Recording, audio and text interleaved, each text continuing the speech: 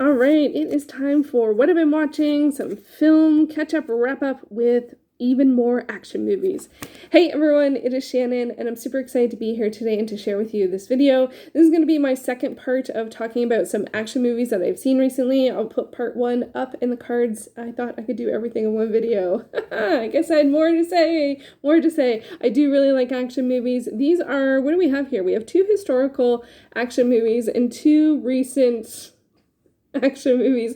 And actually, these two sets of films kind of inadvertently, both of them inadvertently have connections to each other. So it was, I don't know how these things happen sometime.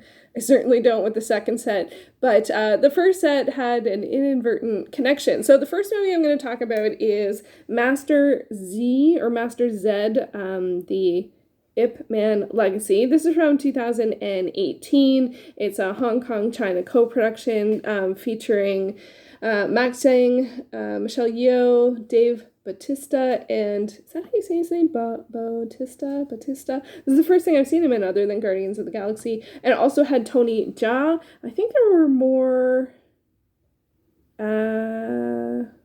Oh, this says Jin Zhang. This says Max Zhang. Interesting. Okay, so this one is a historical action movie. I think the title is a little misleading because it says the Ip Man Legacy, because this is a sort of spin-off of the Ip Man film series with Donnie Yen. The protagonist in this one is a character that fights Ip Man in one of the previous films, I think Ip Man 3, and he in this one leaves that life of he was sort of like a mercenary, and he comes to settle in to a new life in a new place, and then in a more normal life, and as a shopkeeper, and then as things go on, something happens in the neighborhood. He ends up getting involved, helping out, sort of trying to help someone who's being sort of taken advantage in terms of some of the crime family in the scenario. And then, he is a skilled fighter. And as time goes on, he gets more and more involved. So that's the scenario. But in terms of Ip Man, there's no, like, I think they use some footage from the previous films, and I didn't realize that this was a spinoff. So, and that's a character from history. I don't know if this character is a character from history. So that's something that is a little, I could have researched that more. I didn't, because actually for me, my reason to see this is actually Michelle Yeoh, because I'm watching films that she's in this year, and she happened to be in this one. It was available. I think I watched it on Prime, and and I often like martial arts films, and so I watched it. I did enjoy it. I did enjoy the story. I thought the protagonist was good. There were lots of cameos. Not cameos, or sort of the Tony Jaa's character is I would say a bit more of a cameo, but Michelle Yeoh and Dave Bautista are like not central, but they are secondary characters in it. Michelle Yeoh is part of the local crime family syndicate, I guess, and Dave Bautista is a local restaurateur, which was interesting to see. So this one, I quite enjoyed the action in it. I like the story. We've seen the story in action before. Someone who is leaving the life of crime, or the life of, well, he was a mercenary, so technically that is crime, but trying to find a new way in life, ends up needing to fall back on their skills, gets sort of pulled in again. What's going to happen? So there were a lot of great action sequences in this one, and some good chase sequences, if I remember correctly. It's been a while since I've seen this one. And I really like Michelle Yeoh in particular in this one. I am a huge fan. So I'm watching the films that she's in this year. So I think that there's no surprise there for me. And it just sort of, re-cemented that, yes, I want to see anything that she is in, because she is wonderful. So I like the story. I thought some of the violence, was a bit challenging, as often is the case with action films. But for me, this one, because I think there was more in this sort of hand-to-hand combat situation, but there was a real deep, strong, like, there's some characters in this that really want to ruin people's lives, and and the lengths that they will go to do that, or they just want to have or maintain control, and the lengths that they will go to do that, and then how they don't care about other people in their lives. That is, I do find that those kinds of storylines upsetting. And so there are elements of that in this one. Of course, who we're following and the story we're following is a counter to that. So I appreciate that. But sometimes, you end up seeing, the like horrible people, in tandem with, someone trying to do something that's showing a better way. So yeah, so overall this was I enjoyed this one, and but it was weird not to know the Ip Man film series connection until I think after I looked it up, because yeah, even though it's the same actor, from like he was in Ip Man 3, so but I didn't make that close connection. I might have stopped the movie and looked it up. I try not to do that, but I might have. So anyway, another film that has a very strong Ip Man connection is who is actually a character from, not a character, he's a person of history who is known as, for a variety of things, including being a Grandmaster in Wing Chun, but also is often known as being the person who taught Bruce Lee. And that is, and he is the central, Ip Man is a central figure, and then this next one, which is the Grandmaster. So this is a film that I wanted to see because it's directed by Wong Kar-Wai, and I did not realize that it was about Ip Man. I didn't pick up on that until I was watching it, because I've watched the whole Ip Man series starring Donnie Yen, but these are two separate entities. But the Donnie Yen series connected to Master Zed, but this is a work on its own. It's a historical action film set in the 30s, if I remember correctly, and it's a bit more, it's highly stylized. I think this one gives a good sense of the stylized, but it's a bit fuzzy, so I'm gonna go with this picture. And this is a biopic, and as I said, directed by Wong Kar-Wai, whom, if you haven't seen anything by Wong Kar-Wai, highly recommend. He's one of my all-time favorite directors. The big film is In the Mood for Love, I think it's from 2000, and I have loved everything that I have seen him do. I could have easily included this film instead of with action films, with art house films, because it is stylistically gorgeous. It is absolutely beautiful, especially some of the action sequences in the rain. I mean, it is just absolute delight to watch and see beauty on film in every single shot. Like, it's just amazing. So, and this stars Tony Leung, who's I absolutely adore. He's a formidable actor, and Ziying Zhang in the sort of two primary roles. This one, for me, it was a bit challenging to watch this because I didn't realize there was a connection in terms of who it was centered on, and I had seen all of the other films, and so I was in my head sort of like cross-connecting, trying to match up the timelines and the characters and the moments, and that's like a 4-film series, and this is 1 film, and I think they both started around the same time, or this actually might have started before then, but it got caught up and wasn't able to be released until I think it was 2013 that it came out. So it's a bit confusing, and like for me, it's just like it's weird to have sort of like trying to put the 2 different stories together, and should I just put the one aside and just enjoy this for what it is, in terms of like a different sort of like more contained period of time. And then also, honestly, like mostly when I was watching this, like I was thinking about those things, but mostly I was just enjoying how visually stunning and beautiful it is, and heart-wrenching, and like there's just so much emotional weight, and everything is just so beautiful, and just it's one of those things, like in some ways I kind of feel like I'm not sure how people responded to this one, because like a lot of the action sequences are very stylized and much sort of slower, or like I don't think they're supposed to be realistic, but it's featuring someone who is known for their amazing like skills. So it's not just an action movie.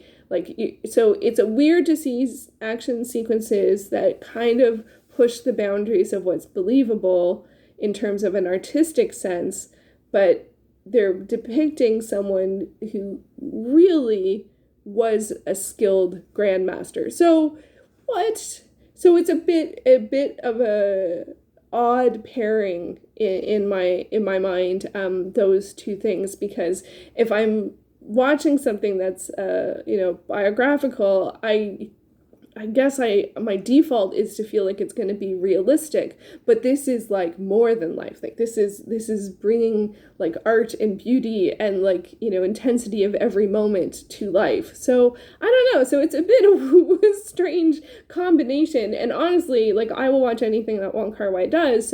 But it's the being about a real person. I feel like personally, I feel a bit. My viewpoint of how you depict someone else's life is probably a bit more constrained. Like I'm a bit more realist on that. I want the information. To have it be stylized feels like it's a choice. It's not necessarily the choice that I would make, but I'm not the one making the film, and I'm not the one skilled enough to make the film. And go for it, Wong Kar-Wai. So it's a bit strange. So yeah, and I know that for me that's a personal perspective in terms of in terms of learning about a person or a situation or a topic. I would rather have it be more realistic and information based. That's not what this is. So it was pushing like my comfort level because I was enjoying stylistically what I was seeing, but generally speaking, I'd rather have information about a person, but I can go read up on the person. This is one vision of their life. So it's interesting. And also it did get nominated for 2 Oscars, both cinematography and costuming. I am not surprised at cinematography at all. It is so beautiful. It's so beautiful. And then it also was shortlisted for Best Foreign Film, but didn't end up getting nominated. So that's too bad. It would have been awesome for Wong Kar-Wai to have an Oscar nomination because, I mean, he's so good, honestly. Let me know, have you seen any films directed by Wong Kar-Wai? Do you have a favorite? Okay, now going from one type of movie to another. Okay, these are both very, very stylized. So the next one that I have is White House Down. Okay, so this is also from 2013, so this is the same year actually. And this stars Channing Tatum and Jamie Foxx and Maggie Gyllenhaal, if I'm remembering correctly. Yep. And Channing Tatum plays someone who is being interviewed for a Secret Service position, and he does personal security, but he wants to do work for the Secret Service. Jamie Foxx plays the American president, and then there is an incident at the White House, and Channing Tatum sort of steps in to protect the president. So this is definitely an action movie. Lots of chaos, lots of like explosions, lots of lots of close quarters fighting. Not tons of close quarters fighting, some close quarters fighting. It definitely feels like it pulled like a lot of inspiration from Die Hard and like The Rock. It's sort of like that kind of fun, chaotic, you're following sort of like the everyday person in an extreme situation, and trying to make the most of it. It sort of has that sort of vibe to it. I thought it was pretty fun. I thought Channing Tatum was great. I've actually, always enjoyed seeing him in anything I've seen him in, from Step Up to, there was a Amnesia Romance, I think, that he was in that was quite good. And I felt like the two of them had really good sort of like buddy, chemistry in terms of like, they didn't even know each other, and, having to work together. And I thought that was good. And it's not super believable, but it's not supposed to be. The action is very over the top. And that's the kind of movie that it is. I will say that I do find watching films like this a little bit more challenging, given, stuff that's happened in the past couple of years, especially in the States, January 6th, here with a convoy. So it does make watching films like that a bit harder. So I have to, with this one, I really had to think of it as over the top action, with computer effects, they can blow things up, so they're going to blow things up kind of movie, and it sort of has that vibe. So I did enjoy it. Now, my reason to see this one is I thought it was on one of my film lists for, like, I have this huge list of films that I want to watch, especially in particular this year, for different categories of film goals I'm hitting. As I was watching it, I took a break to make a tea, and I looked it up, and I'm like, it actually was not on any of my goals list, so I didn't have to watch it. But I was having a bit of a tough day. It was a good sort of stress relief kind of film to watch, so I continued to watch it because I was already halfway through or whatever. So, but the film that I did need to see was, oh, this is one of the other posters that's a lot more serious. But the film that I actually was supposed to watch was Olympus Has Fallen, which is from 2013. This follows Gerard Butler as a Secret Service agent that is... and then there is an incident at the White House. The president, played by Aaron Eckhart, is in danger. Gerard Butler goes in to try and protect him. So it's a similar plot, very, very similar plot. This is the one that I actually needed to see. This one has Angela Bassett in it, and I am watching films with Angela Bassett this year. That's one of my film goals. This is the film I had to see. So I actually did not need to watch White House Down, but I did. They are very similar to each other. Unfortunately, Angela Bassett is not in this that much. And then I'll show you one of the other posters, because Morgan Freeman's also in this one. And this makes it look like Morgan Freeman's like the central character. And that is very much not the case. He's in it, but he's in it about as much as Angela Bassett is. And they're not in it all that much. You know, without question, I feel the central character is Gerard Butler's character, without question. So anyway, so it was, I don't know. This also was directed by the same director as King Arthur, Antoine, I don't know how to pronounce his last name, so Fuqua? Maybe? All the information will be, as always, down below. And I loved King Arthur. King Arthur from 2004. Loved that film so very much. So I, generally speaking, will watch anything that the director does because of that. Now, I came to this because it was Angela Bassett's in it, and I did enjoy her performance, but she, as I mentioned, she's not in it that much. And also with this one, which, just like with White House Down with Channing Tatum, I actually haven't seen much with Gerard Butler semi-recently. I'm trying to remember what the first thing I saw him is, and I think it might have been 300, or it might have been something before then. I'm not sure. Was it him? It was him in 300, right? So anyway, but I actually thought he was pretty good in this. In terms of the two movies, though, this one's a lot grittier, a lot darker, especially in terms of the violence, whether that's on screen or off screen, and definitely has a bit more grit to it in terms of how far people will go to get to the goal. And from this case, I feel like how far people will go is from both sides of the scenario, both the people that we're following and rooting for, and also the people on the other side that are the antagonist of the situation. So this one was much more intense. White House Down, I think it pretty much knows that it is just sort of chaos-filled action stuff, and it is not, there isn't like a grit to it. I didn't feel like this one has grit to it in terms of a little darker in terms of how far people will go. I did feel like overall it was pretty good, but again, as I said already, that I find it harder to watch these movies that have a sort of political setting and a lot of violence, or, you know, someone or disruptive behavior given the past couple of years. I find it tougher to watch and tougher to distance and sort of like enjoy it as an action movie. So, but this one is fairly over the top, and I do feel like his character is quite, I don't know what the right term is.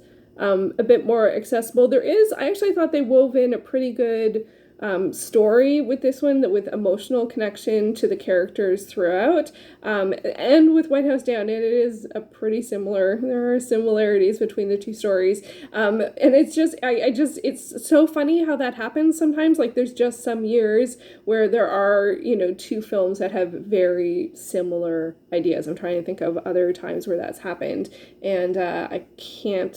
Nothing's coming to me at this moment, but it does happen, I guess. Who knows why? This film series did go on to have at least 2 more films. There is London Has Fallen and Angel Has Fallen.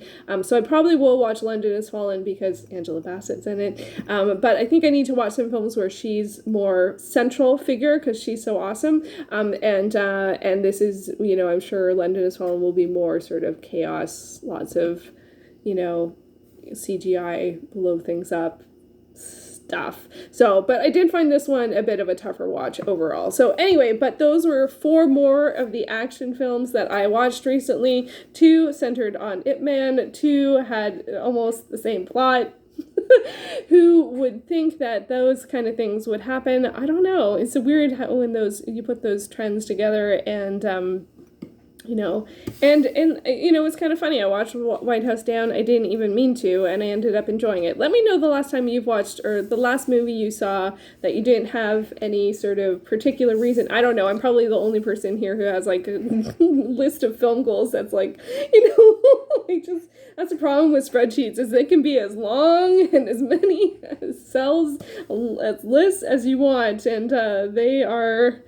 It's a long list. It's a very long list, but that's okay. And it's also okay to watch something just to watch it. And have you watched anything by accident recently and ended up enjoying it? I did end up enjoying White House Down, and if it was a film series, I probably would keep on watching films from that. But it does put Channing Tatum back on my radar to watch films that he's in, because I think he's a good actor. He has a good emotional range, and he's an excellent action star too. So I definitely would watch more that he is in, so I'll keep that on the radar. Okay, that's all I have for today. I hope you enjoyed this video, and I will be back with more soon. Thanks for watching.